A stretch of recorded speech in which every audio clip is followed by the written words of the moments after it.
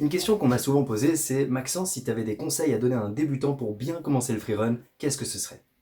Restez jusqu'à la fin de la vidéo les amis, je vous donne vraiment le conseil qui m'a permis de progresser et de faire du freerun mon métier aujourd'hui. Déjà, le premier conseil que j'aurais à te donner, c'est assieds-toi et observe.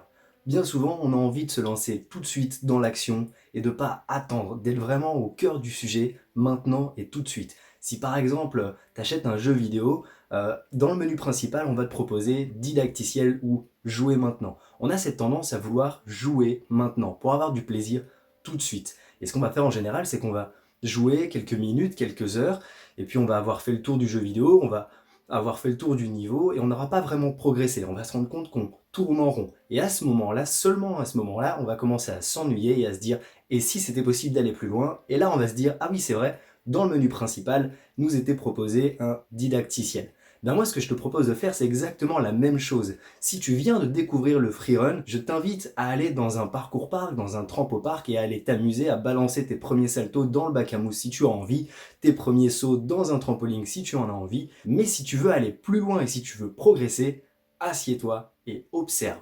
Qu'est-ce que ça veut dire concrètement? Assieds-toi et observe, ça veut dire que à un moment donné, il va falloir que tu prennes du recul sur la situation. Maintenant qu'on a assez sauté, qu'on a découvert un petit peu, qu'on a survolé la pratique, eh bien il va falloir aller voir plus en profondeur. Maintenant que tu es assis et que tu observes, la première étape, ça va être d'analyser tes compétences. Tes compétences physiques et mentales. Est-ce que tu as par exemple des prédispositions sportives? Est-ce que tu as déjà un corps qui est solide? Est-ce que sans forcément t'entraîner, tu es déjà prédisposé à faire du sport? Ou est-ce que mentalement, tu es déjà prédisposé à faire un sport ou pas? Est-ce que tu es plutôt du genre téméraire? Est-ce que tu es plutôt du genre introverti et réservé? Est-ce que tu as un peu plus un recul sur la situation? Est-ce que tu as l'habitude de réfléchir stratégiquement avant de te lancer dans une action? Est-ce que par exemple tu as un passé sportif? Si tu as fait par exemple 10 ans de gymnastique, évidemment que ça va t'aider quand tu vas te lancer dans le freerun. La deuxième chose à faire, ça va être de regarder un maximum de vidéos. Déjà pour t'imprégner de l'univers du freerun, pour voir un petit peu ce qui se fait dans le monde actuellement dans le freerun, pour avoir une idée concrète de ce qu'est la pratique. Bien souvent quand on débarque dans un domaine, on ne voit qu'un petit aspect et on a besoin de voir la globalité de tout ça pour se faire déjà un avis concret et savoir là où nous on veut aller. Parce qu'en fait, ce qui va être important, c'est pas de reproduire et de faire exactement comme le voisin fait, mais de faire ce que nous, on a envie de faire. Ce qui est bien dans le freerun, c'est que c'est un sport qui est très large, c'est une pratique qui ouvre beaucoup de possibilités et qu'il n'y a rien de fermé. À la différence de plein d'autres sports, comme par exemple, je prends la gymnastique, qui est un sport que j'admire beaucoup, il y a des règles à respecter. Il y a une façon de se tenir, une façon de mettre ses jambes, de mettre ses bras, sinon on n'est plus dans la gymnastique. Ce qui est bien dans le freerun, c'est qu'on peut faire un peu comme on veut, on est simplement dans le mouvement libre. Je te conseille de regarder un maximum de vidéos et de t'attarder sur évidemment celles qui te plaisent le plus, là où tu remarques qu'il y a un style qui t'est peut-être familier ou tu as une sensibilité par rapport au mouvement que tu es en train de voir, de chercher des exemples ou des mentors que tu vas aller regarder régulièrement en te disant oh ce qu'il fait ça m'intéresse, j'ai envie de faire pareil et de les suivre régulièrement. Le troisième conseil que j'ai à te donner c'est filme-toi. Déjà pour une chose, analyser tes mouvements. C'est important de regarder les vidéos des autres, mais c'est encore plus important de regarder ce que toi tu fais. Déjà parce que il y a une énorme distance entre ce que tu crois faire et ce que tu fais réellement. Souvent, quand je filme mes élèves et que je leur montre ce qu'ils viennent de faire, ils me répondent « Ah mince, mais je croyais que mes bras, je les jetais là, j'étais persuadé de ça, et en fait non. »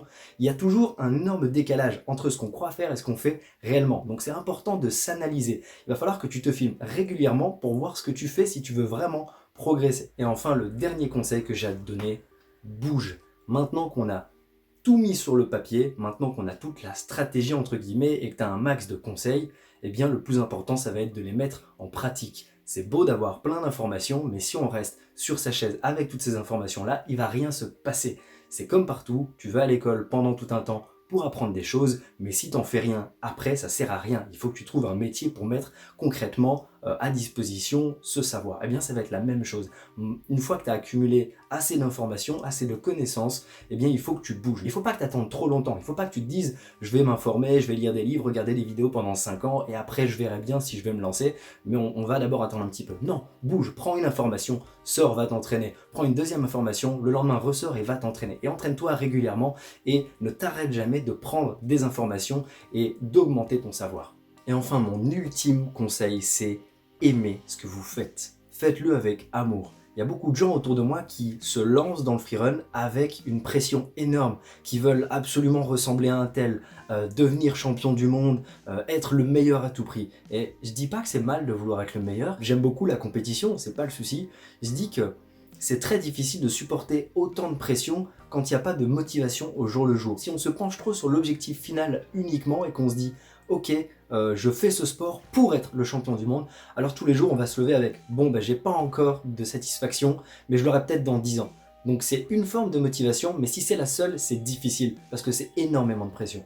Et les gens autour de moi qui se lancent avec autant de pression ont en général tendance à lâcher, à faire des espèces de des petits épisodes de dépression, de se dire « Ah, mais en fait, ça va être dur, mais si je vais y arriver, non, mais ça va être dur ». Alors que aujourd'hui, quand on a l'occasion de discuter avec les gens qui sont sur le podium actuellement, ce ne sont pas des gens qui courent à tout prix après la victoire, ce sont des gens qui aiment avant tout ce qu'ils font. Ils aiment la compétition, mais avant tout, ils ont aimé le sport, ils ont aimé le mouvement. Ils bougent avec amour et quand ils se lèvent le matin, ils pensent mouvement, ils boivent mouvement, ils mangent mouvement, ils vont aux toilettes mouvement. Ils aiment ce qu'ils font et c'est ce qui leur permet de garder la régularité, de garder leur constance d'entraînement. En aimant ce qu'ils font, ils le font tous les jours, ils le font bien et après, sans avoir à le demander, ils se retrouvent sur le podium parce qu'ils se sont entraînés avec amour. Donc c'est vraiment le meilleur conseil que j'ai à vous donner.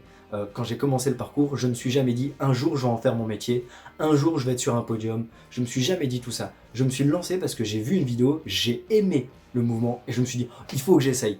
J'ai essayé, j'ai accroché et chaque jour j'aimais juste aller bouger. Et avec le recul, je prenais conscience que je progressais. Et je progressais bien, mais j'avais pas forcément envie de progresser, j'avais juste envie de découvrir à chaque fois des nouvelles choses, des nouveaux mouvements, des nouvelles choses que je pouvais faire avec mon corps. Et c'était l'amour du mouvement. Vraiment, c'est l'amour du mouvement qui m'a poussé chaque jour à m'entraîner un peu plus et à faire de nouvelles choses. Donc, aimez ce que vous faites. Sincèrement, c'est le meilleur conseil que j'ai à vous donner, les amis. Voilà les amis, c'était une vidéo un peu spéciale, c'était juste quelques questions qu'on me posait auxquelles je voulais absolument répondre parce que je pensais avoir quelque chose d'intéressant, un minimum à partager avec vous. Si vous avez apprécié le format, n'hésitez pas, comme d'habitude, à mettre un pouce bleu, à vous abonner si ça n'a pas déjà fait et on se retrouve pour d'autres vidéos. Je vous dis à la prochaine. Ciao.